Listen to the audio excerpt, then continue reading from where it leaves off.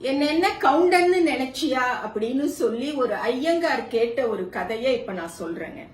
110 வருஷத்துக்கு முன்னாடி ஈரோட்ல விஜயராகவாச்சாரியார்னு சொல்லி ஒரு ஐயங்கார் வக்கீலா இருந்திருக்கார். அந்த வக்கீல பாக்குறதுக்காக அன்றைக்கு ஈரோட்டினுடைய நம்பர் 1 பணக்காரராக, மிகப்பெரிய செல்வந்தராக, பெரிய பெரிய வணிக நிறுவனங்களை வைத்து நடத்தி கொண்டிருந்த ஒருத்தர் பாக்குறதுக்கு போறார். ஒரு கேஸ் விஷயமா போறாரு.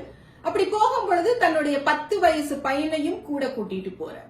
அவரோட வீட்டுல இருந்து கிளம்பி ஐயங்காரோட வீடு வரைக்கும் போற வரைக்கும் சட்டை போட்டிருக்கார், சட்டைக்கு மேல ஒரு சால்வை போட்டிருக்கார். வழி நெடுக இருந்த மக்கள் அவரை பார்த்து ஐயா வணக்கம், ஐயா வணக்கம் அப்படின்னு சொல்லிட்டே போறாங்க. இது அந்த சிறுவன் பார்த்துட்டே போறான். ஆனா அந்த ஐயங்கார் வீட்டுக்குள்ள, அந்த ஐயங்கார் வீட்டு வாசல தொட்ட உடனே அவர் என்ன பண்றாருன்னா, அவருடைய துண்டை எடுத்து கிச்சத்துல வச்சுக்கிறார், சட்டைய கழட்டி இந்த பக்கம் வச்சுக்கிறார். அவருடைய உடல் மொழி, பாடி லாங்குவேஜே மாறுது. தன்னையே அறியாம இப்படி கும்பிடக்கூடிய ஒரு நிலைக்குள்ள போய் அந்த வீட்டுல ஒரு தரையில உட்கார்ந்துருக்கார். ஐயங்கார் சாப்பிட்டுட்டு இருக்கார், வந்துருவாருன்னு சொல்றாங்க.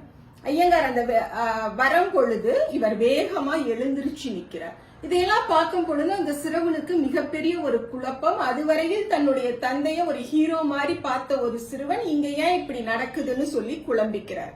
ஐயங்கார் வந்தோடனே என்ன வாரம் அப்படின்னு சொல்றாரு. கேஸ் விஷயமா பேசுறதுக்காக வந்தேன். கேஸ் தான் போயிட்டே இருக்கேன், அதே எதுக்கு இத்தனை முறை வந்து கேக்குறீங்க அப்படிங்கும் பொழுது, இல்ல ஃபீஸ் கொடுக்கலான்னு வந்தேன்னு சொல்லிட்டு ஒரு 100 ரூபாயோ ஒரு 80 ரூபாயோ அன்னைக்கு அதை இப்படி எடுத்து நீட்டும் பொழுது அங்க வையும் அப்படிங்கிற.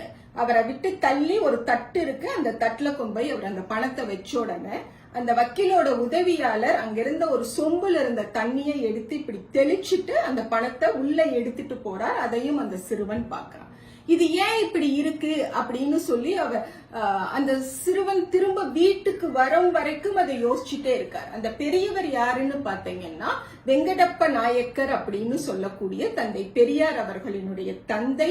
ஈரோட்ல 3 கோவில்களுக்கு அறங்காவலர் குழு தலைவராக இருந்தவர். பெரிய பெரிய வணிக நிறுவனங்களை வைத்து நடத்தியவர்.